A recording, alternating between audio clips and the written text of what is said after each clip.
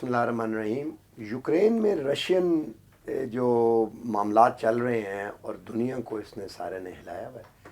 تیل کی قیمتیں $100 سے اوپر چلی گئی ہیں برنٹ کی پر بیرل, جس کا نتیجہ یہ ہو سکتا ہے کہ امریکہ میں $4 کا گیلن بکنا شروع ہو اور انفلیشن ہو جائے سخت قسم کی. امریکہ میں بھی اگر اور ہوتا ہے, پاکستان پہ بھی اس کے ہیں. اس کے علاوہ اس کے اور بہت سے ریپرکاشن ہیں, اور یہ وہ وقت ہے جب ہمارے وزیر اعظم بھی دورہ کر رہے ہیں وہاں پہ. تو یہ کیا ہو رہا ہے اس کو ابھی دیکھتے ہیں. میں ہوں طاہر ڈھینڈسا اور آپ دیکھ رہے ہیں ایس ٹی ٹی وی. ہمارے ساتھ موجود ہیں افتخار شیراز صاحب ایز یوزول. شیراز صاحب تھوڑی سی گفتگو اس پہ کرتے ہیں مل جل کے. تو آپ سمجھتے ہیں کہ یہ پوٹن کا آگے, اب تھوڑا سا بتائیں ہمیں آگے اب کیا ہو سکتا ہے؟ میرا خیال میں یہ ڈسپیوٹ تو اب کافی عرصے سے چل رہا تھا, اور انیشلی شاید ہمارا خیال تھا کہ پیوٹن صاحب اس آپشن کی طرف نہیں جائیں گے, لیکن لگتا ہے کہ ان کی تھریٹ پرسیپشن جو فیوچر میں جا کے غلط بھی ثابت ہو سکتی ہے, درست بھی ثابت ہو سکتی ہے. انہوں نے اتنا بڑا اگریسولی اس چیز کو ایڈریس کرنے کی کوشش کی کہ اب ایک باقاعدہ وہاں پہ فوجیں اتار دی گئیں, اور آج ہم بات کر رہے ہیں تو وہاں پہ باقاعدہ ٹارگٹ کیا جا رہا ہے مختلف انسٹالیشنز کو یوکرین کے اندر. تو میرے خیال میں روس کو لگتا ہے کہ شاید دس از دا رائٹ ٹائم کہ آپ اس ایشو کو ریزالو کرو. وہ ایشو وہی ہے جو آپ بھی جانتے ہیں, میں بھی جانتا ہوں, کہ شاید نیٹو کی ایکسٹینشن روس کے پڑوس تک ہونے جا رہی ہے. تو یقینی طور پہ فیوچر میں یہ بہت بڑا تھریٹ ہو سکتا ہے روس کے لیے اور اس کے الائز کے لیے, بالخصوص چین کے لیے. تو میرا خیال میں اس تھریٹس کو انہوں نے بڑے بیسٹ وے میں, ان کے خیال میں شاید لگتا ہے کہ پرسیو کیا ہے, اور اس کو حل کرنے کا ان کو لگا کہ یہی ایک بہترین طریقہ ہے کہ کچھ وہ پروونسز کے جہاں پہ ان کے روس نواز لوگ موجود ہیں, ان کو پہلے مرحلے میں انہوں نے ان کے آزاد حیثیت کو تسلیم کیا, اور ساتھ میں اب ان کو لگتا ہے کہ اسٹریٹجک ایریاز جو ہیں وہ بھی شاید روس کے کنٹرول میں ہوں, یا کم از کم یہ ہے کہ اب یوکرین کو اتنا ڈسٹرب کر دیں کہ وہاں پہ جو اگلا ایک ڈیزائن بننے جا رہا ہے وہ نہ بن پائے. تو مجھے لگتا ہے کہ یہی ایک وجہ تھی جس کی بنیاد پہ اتنا اگریسو اس معاملے کو ایڈریس کیا گیا. لیکن اگین جیسے میں نے پہلے کہا کہ یہ تھریٹ پرسیپشن پھر اس کو ریزالو کرنے کی جو ایفرٹ ہے, ماضی میں ہم نے دیکھا ہے کہ ویتنام میں امریکہ کے جو اسیسمنٹس تھی وہ بری طرح غلط ثابت ہوئیں. اسی طرح افغانستان کے اندر بھی جو امریکہ کی اسیسمنٹس تھی وہ بری طرح ناکام ہوئیں. سوویت یونین کی بھی بالکل ایسے ہے. تو میرے خیال میں یہ تو فیوچر ڈیسائیڈ کرے گا کہ پیوٹن صاحب نے جو راہ اپنائی ہے وہ کتنی درست ہے. لیکن انہوں نے یہ جو کی, یہ بڑا فرق لگتا ہے ماڈل اس سے. اب لوگوں کو شاید نہیں پتا کہ بہت قدیم میں جو روس تھا اس کا کیو جو ہے وہ دارالخلافہ رہا ماسکو سے پہلے. تو جو یوکرین ہے وہ تو دیٹ از رشیا, اور یہ جو ایسٹرن ہے یہ تو ہیں بھی رشین سپیکنگ. لیکن لڑائی کی پاسبلٹی کہ وہ اس کو سافٹ انیکسیشن کر لیں گے وہ تو 2-4 دن سے, کیونکہ بیلاروس کا پریزیڈنٹ جو ہیں وہ آئے اور انہوں نے نیوکلیئر ویپن کے کنٹرول روم میں ان کے ساتھ بیٹھے تھے اور وہاں پہ فوج ڈپلوائے کی, اور خود روس نے بھی کی, جس کا نتیجہ یہ ہوا کہ جو یوکرین کی فوج ہے وہ ان کے اگینسٹ ڈپلوائے ہوگی, اور ریبلز جو ہیں ان کی سرکوبی نہیں کر سکی اور انہوں نے ٹیک اوور کر لیا. اور اب انہوں نے تو روس نے یہ تو بالکل شطرنج کے گھوڑے اور کوئن چل کے تو مارا ہے. بڑی بیسٹ پلیسمنٹ کی اس نے اپنے گھوڑوں کی, اس میں تو کوئی شک نہیں ہے کہ مختلف فرنٹس کے اوپر یوکرین کو انگیج کر کے, جس کا کمپیریزن تو کوئی نہیں ہے. جیسے ہم پہلے بھی بات کر رہے تھے کہ لارجسٹ آرمی اس وقت رشیا کی دنیا میں, تو میرا خیال میں اگر کمپیریزن ڈرا کریں تو ہو ہی نہیں سکتا کہ یوکرین ان کے سامنے کھڑا ہو. لیکن مور انٹرسٹنگلی بات یہ ہے کہ اس کے اوپر امریکہ اور یورپ کیسے ریئیکٹ کرے گا, بالخصوص وہ یورپ کہ جس کے انرجی کی آلموسٹ 40% نیڈز جو ہیں وہ رشیا پوری کرتا ہے. تو کیا وہ یورپ جو اس سے پہلے بڑا ریلیکٹنٹ تھا, آپ کو معلوم ہے کہ جب جرمنی سے کہا گیا کہ آپ ویپن دیں یوکرین کو تو ریلیکٹنٹ تھے, نہیں دے رہے تھے وہ. فرانس کا پریزیڈنٹ خود چل کے آیا رشیا, پیوٹن کے ساتھ بیٹھا, انگیج کیا, ڈپلومیٹکلی مسئلے کو حل کرنے کی کوشش کی. تو میرے خیال میں اب بھی دیکھیں, اب گزشتہ رات سے معاملات اب ایک طرف جنگ کی طرف چل پڑے ہیں, لیکن اس کے بعد بھی ہمیں یورپ اور امریکہ کے جو ریئیکشن ہے بڑا محتاط نظر آ رہا ہے. تو اس کا محتاط کیا آپشن ہے ہی کوئی نہیں. کیا میں وہی کہہ رہا ہوں نا, کوئی آپشن نہیں نا, بالکل ایسے ہے. لیکن جنگ کیا کریں, روس پہ میزائل مار دیں, نہیں ہو تو نہیں, لیکن تو کوئی آپشن دیکھیں, لیکن یہ ہے کہ جو آپ کے ڈیزائنز ہیں اگر وہ کہیں ناکام ہو رہے ہیں تو امریکہ ابھی تک اتنا کمزور ملک تو نہیں ہے, ان کے یورپی اتحادی اتنے کمزور تو نہیں ہیں. لیکن دیکھنا یہ پڑے گا کہ پیوٹن کے اس موو کے اگینسٹ وہ کیا کرتے ہیں. کیا سینکشنز ہوں گی صرف, یا پھر وہ کہہ رہے ہیں کہ شاید آج بھی جو بائیڈن صاحب کا میں نے اسٹیٹمنٹ دیکھی ہے اس میں تو وہ کہہ رہے ہیں کہ وہ نیٹو کے ساتھ بھی انگیج کریں گے. اور دیکھیں اب یہ تو میرے خیال میں آنے والے دن ایک بات ہے, ہم تو یہ کہہ رہے ہیں کہ وہ سارے آپشنز فی الحال کھلے رکھ رہے ہیں, لیکن اگین کیا اس طرف جا سکتے کہ نہیں جا سکتے, یا صرف سینکشنز پہ رہیں گے؟ اگر سینکشنز پہ رہتے ہیں تو وہ کتنی کارگر ثابت ہو سکتی ہے میرے خیال میں. ابھی تو دو ملکوں کے درمیان یہ تنازع چل رہا ہے, روس اور یوکرین کے درمیان. یوکرین کو ہتھیار دے رہے ہیں, انہوں نے جیولن میزائل دیے ہیں اور وہ سارے, لیکن اگر ناٹو ایکسچینج ہوتی ہے تو پھر تو یہ روس کے خلاف بیرونی ایگریشن ہو گیا نا وار میں, تو روس اس کے خلاف ان کے اگینسٹ کرے گا اس میں تو رنزا صاحب. لیکن اگین آپ کو کیا لگتا ہے, کیا اس معاملے پہ صرف مذمتی سٹیٹمنٹس کافی ہوں گی؟ اتنا تک امریکہ رہے گا, یورپ اتنے تک رہے گا, یا اس سے آگے بھی بڑھے گا؟ کیا روس کو اپنی پرانی پوزیشن پہ جانا پڑے گا, اور اس کے لیے وہ کیا کیا ٹیکٹکس یوز کر سکتے ہیں؟ تو میرے خیال میں ابھی بہت سارے آپشنز اوپن ہیں.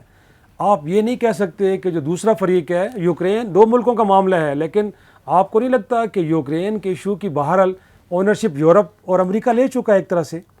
تو مجھے لگتا ہے کہ بہت سارے آپشنز ہیں. اب دیکھیں کہ وہ کون سے آپشنز اپناتے ہیں جس کے نتیجے میں روس کو اپنی پرانی پوزیشن پہ لے کے جائیں اور اپنے ڈیزائن کے ساتھ آگے بڑھیں. یہ مجھے بتائیں کہ اس پہ کوئی اگر اس پہ آپ کو تھوڑی روشنی ڈال سکیں.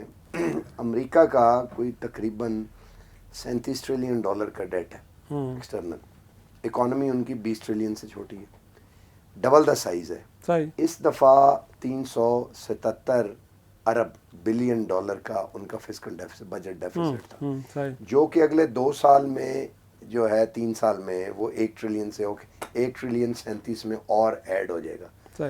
اب اگر آلریڈی برنٹ پرائسز $100 سے اوپر چلی گئی ہیں آج, ابھی شاید اور آگے چلی جائیں, دن کھلے گا وہاں پہ, تو امریکہ میں تقریباً $4-4.5 کا گیلن ہو جائے گا تقریباً. یعنی کہ اگر ہم اپنے لحاظ سے 4.5 لیٹر کا گیلن ہوتا ہے, تو اگر ہم اپنے لحاظ سے دیکھیں تو $250 کا لیٹر پیٹرول.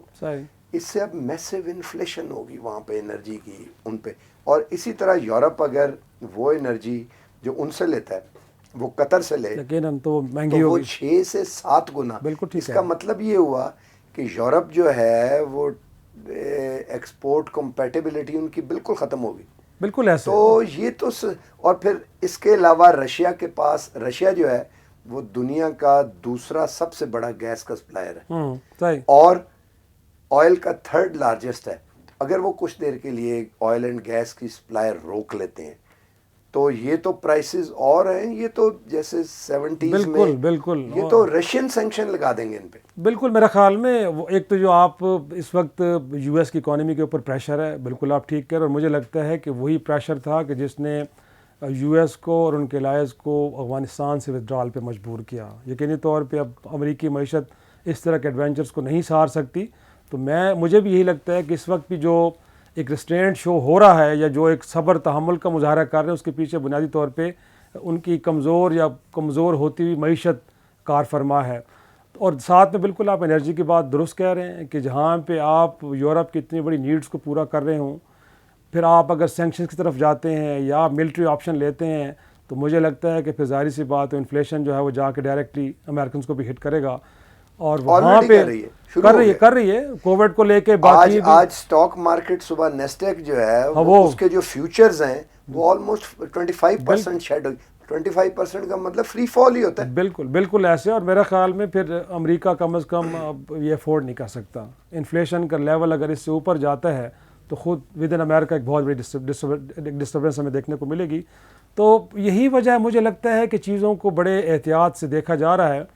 لیکن اگین بات یہ ہم جو کر رہے تھے وہ یہ ہے کہ کیا یہ مناسب وقت تھا روس کے لیے کہ اس آپشن کی طرف جاتے, یا بھی اس معاملے کو ڈپلومیٹکلی دیکھا جا سکتا تھا. عین ممکن ہے کہ امریکہ بھی اور اس کے یورپی اتحادی بھی جو ایک ڈیزائنز لے کے آگے بڑھے تھے شاید اس لیول تک نہ جاتے, اور کہیں پیوٹن صاحب سے کوئی اجلت میں کام تو نہیں ہو گیا. تو میرے خیال میں اسے اپنے انالائز کرنے کی کوشش کرنی چاہیے. آپ ایک اور چیز دیکھیں کہ آپ جیسے پلاس ہوتا ہے یا جسے نٹ کریکر کہتے ہیں, اخروٹ کو توڑیں اس میں تو اس کے 2 آرم ہوتے ہیں جس میں اخروٹ کو رکھتے ہیں, درمیان میں کیل لگا ہوتا ہے, پیوٹ ہوتی ہے. بالکل.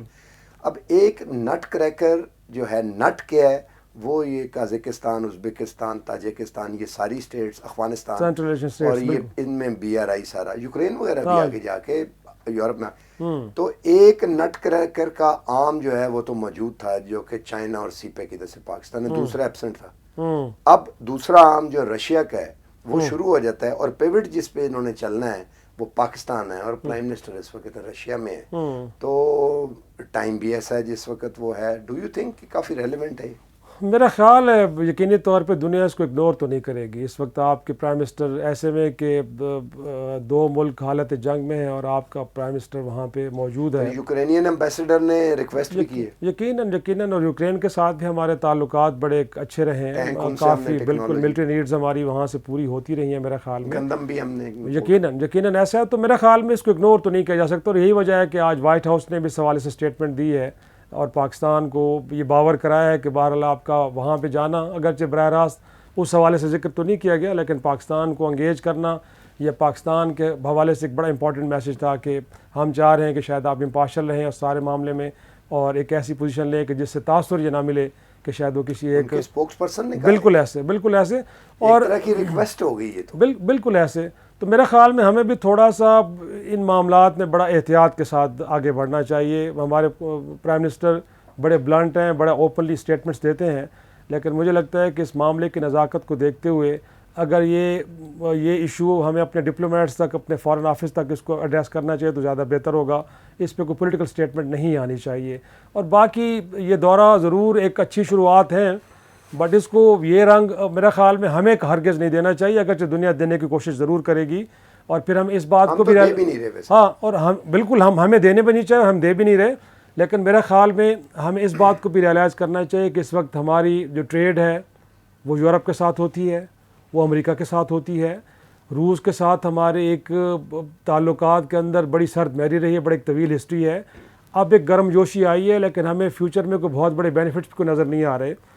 ایک اچھی شروعات ضرور ہے بٹ اس کو اتنے تک ہی رکھنا چاہیے اور اس سے زیادہ نہیں. کاشس ہو کے بالکل کاشس ہو کے جانا چاہیے اور ہمیں اپنے ان انٹرسٹ کا بھی خیال رکھنا چاہیے کہیں وہ متاثر نہ. آخری چیز ہم بھی بتائیں روس کے اوپر, امید ہے کہ پاکستان کرے گا. یہ لگتا ہے ویسے وہ جو gas pipeline North Stream جسے ہم کہتے ہیں جو پہلے ساؤتھ نارتھ قصور تک آنی تھی, وہ ان کو ایک بہت بڑی ریفنائٹ کمپنی تھی جو بنا, اس پہ کریمیا کے بعد سینکشنز لگ گئی تھیں تو وہ رکا رہا کہ اب کس کا ہوگا. اب نئی سینکشنز لگتی ہیں تو دیکھیں پتہ نہیں کس طرح بنتا ہے اس کے اوپر, وہ بھی ہے. لیکن ایک میں سینیریو سوچ رہا ہوں کہ اب روس اندر گھسا ہے, انہوں نے اندر تو یہ کلاشنکوو والے پرسنل ویپن والے لوگ بھیجے ہیں پیس کیپنگ کے لیے اور ٹینک بھی کچھ ہیں, بٹ جو مین وہ اس وقت ملٹری ایکشن لے رہے ہیں وہ باہر سے لے رہے ہیں, اپنے ایریے سے, بیلاروس سے. اور حیرانی کی بات یہ ہے کہ وہ جس علاقے میں پیس کیپر گئے ہیں نا, جہاں پہ رشین سیپریٹسٹ نے روس کا ساتھ دیا, وہاں پہ اٹیک نہیں ہو رہے, وہ ہو رہے ہیں مین کئی اور مین یوکرین کے حصوں میں. اور پھر ان کا جو مین ایک ریور ہے جو بلیک سی میں آ کے ڈرین ہوتا ہے اس سے لائن کھینچ, تو یہ 1/3 ٹیریٹری ہے جو ان ڈونباس اور اس کے ساتھ روس کے حق میں. تو سافٹ انیکسیشن اگر روس یہ کر کے یوکرین کو بالکل ڈسٹرائے کر کے ان کی ملٹری کو کرپل کر کے اور دوبارہ باہر نکل جاتا ہے اور حکومت صرف ان کی بن جاتی ہے, اور تو واٹ ڈو یو تھنک پھر سینکشنز کی کیا جواز اور کس طرح ہوگا؟ کیا پتہ انہوں نے یہی سوچا ہو؟